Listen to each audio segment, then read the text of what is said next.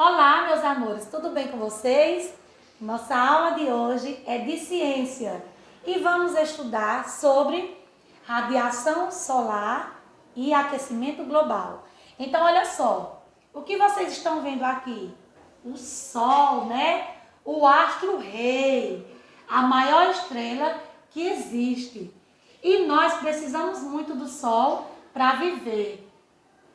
Não vivemos sem a luz do Sol, né? Vocês sabem que o Sol é fundamental. A gente precisa da luz, né? A gente precisa do Sol, né? Para a nossa sobrevivência. Então, é uma estrela muito importante, né? Chamamos do astro-rei, né? A maior estrela que existe. Então, olha só. Sabemos que o Sol é muito quente, né? E ele joga na Terra seu calor e junto com o calor vem a sua radiação. E é aí onde vem a radiação solar, né? O Sol, vocês sabem que é muito quente, muito quente. Então, a radiação solar são aqueles raios solares, né? Que vêm para a Terra. Olha só, aqui o Sol, aqui na Terra tem uma camada protegendo ela, que essa camada é chamada de ozônio, que é o que protege, porque os raios do Sol, eles são muito, muito fortes. E se não tivesse essa camada de ozônio, a gente não sobreviveria, porque é tão quente que chegaria a queimar a nossa pele, o nosso corpo. Não tinha como, né?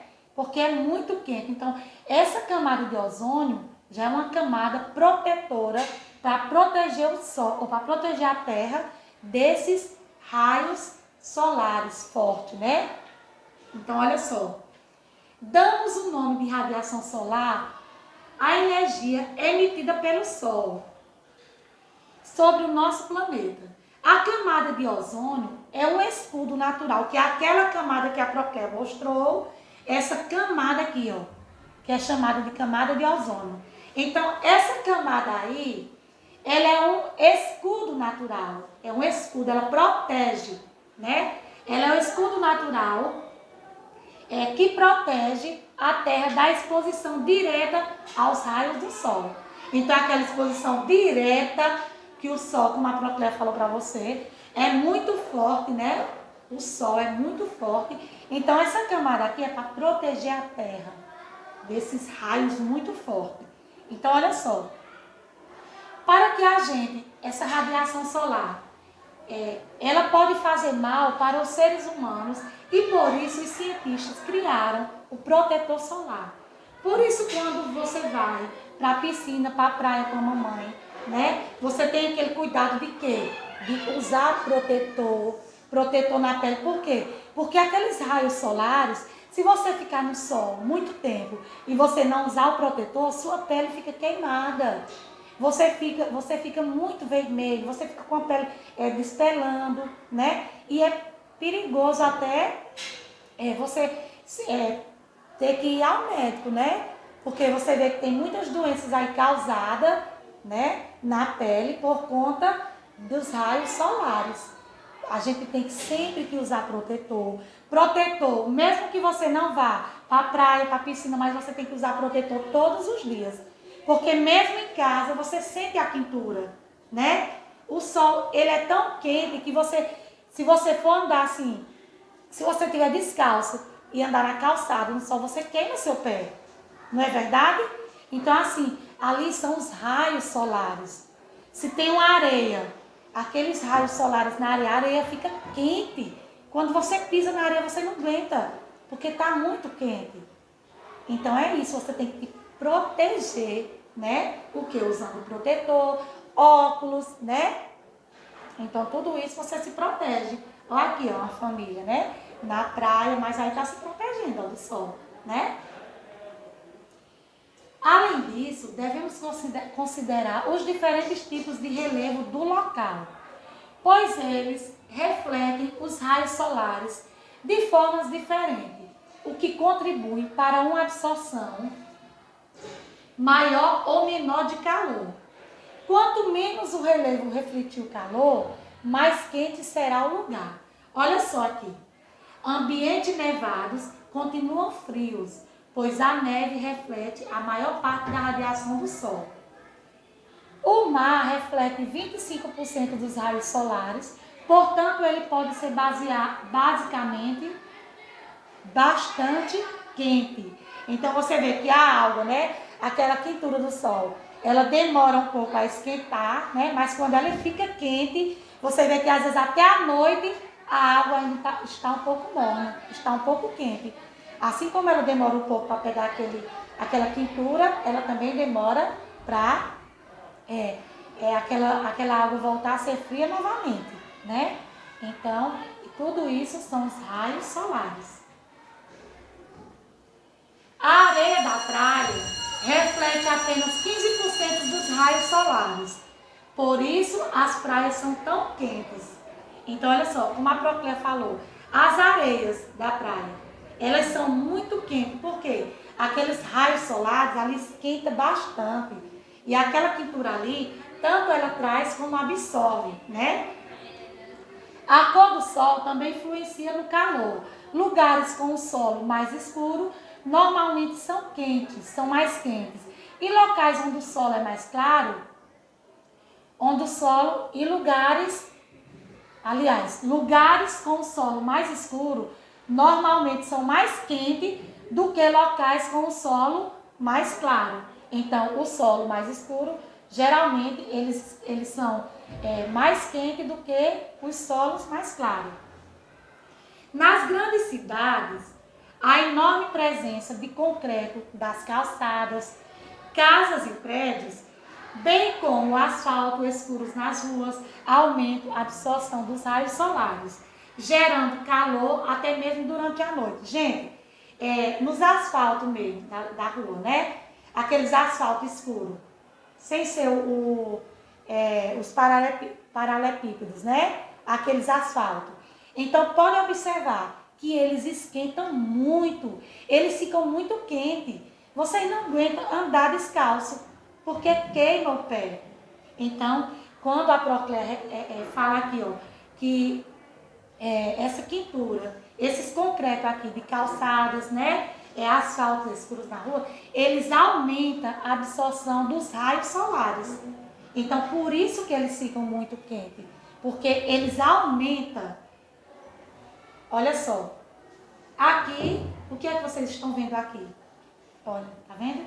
O planeta, né? E aqui, vocês estão vendo, né? Parecendo fogo, que aqui a quentura, muito quente, muito quente. Então, é o quê? O aquecimento global. Olha só, o que é aquecimento global? O aquecimento global é o aumento da temperatura. Por isso que aqui, ó, muito quente. A temperatura está muito extrema, né? Muito quente. Então, é o aumento da temperatura média da Terra.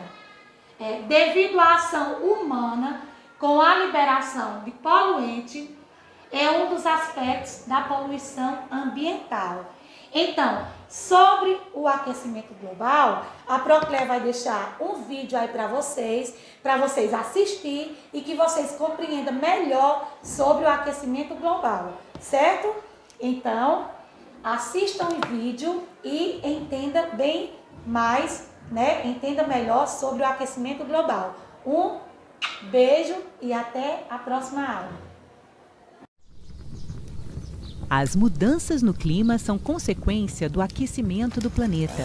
A maioria dos cientistas já acredita que é a ação nociva do homem sobre a natureza que intensifica a emissão de gases poluentes na atmosfera, elevando a temperatura da Terra. Vamos entender como isso acontece. A Terra é aquecida por um fenômeno natural chamado efeito estufa. Sem ele, o planeta seria muito frio e a vida das espécies estaria ameaçada. Podemos comparar com uma estufa usada no cultivo de plantas. Os raios solares passam gerando o calor, que é retido pela estufa e ajuda as plantas a crescerem.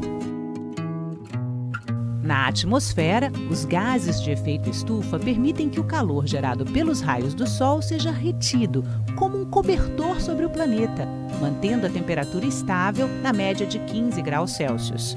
Mas essa temperatura está se elevando na superfície terrestre por causa do aumento da concentração de gases na atmosfera, especialmente o gás carbônico, que é produzido a partir das queimadas em florestas e da queima de combustíveis fósseis, como o petróleo, que abastece os carros a gasolina e a óleo diesel. Outros gases também contribuem para potencializar o efeito estufa, como os gerados a partir das fazendas de criação de gado. Desde o início da industrialização até os dias atuais, a temperatura média da Terra já teria subido quase 1 grau Celsius. No ritmo atual, as previsões são de que a temperatura do planeta possa aumentar em 4 graus Celsius até 2100. Isso pode impactar ainda mais o clima, provocando o derretimento das geleiras, aumento do nível do mar, desaparecimento de áreas costeiras, temperaturas extremas, secas prolongadas, tempestades, furacões, inundações que afetariam a produção agrícola e ameaçariam a vida de espécies animais e vegetais. A China e os Estados Unidos são os países que mais emitem gases poluentes do planeta. O Brasil está em 7º lugar no ranking. Para reduzir a emissão de gases de efeito estufa e limitar as mudanças climáticas, é necessário um esforço global. Todos os países devem se comprometer a reduzir o desmatamento e promover ações de reflorestamento, priorizar o transporte público de qualidade, ampliar a produção e incentivar o consumo de biocombustíveis, estimular o uso de fontes renováveis, como as energias solar e eólica, modernizar os processos industriais para torná-los menos poluentes e mais, reduzir a produção de lixo, investir na reciclagem e reutilização de materiais e melhorar as práticas agropecuárias. Governos e setores produtivos da sociedade têm que fazer a sua parte. Mas cada um de nós também pode contribuir adotando hábitos de consumo sustentáveis, economizando energia e dando preferência ao transporte público.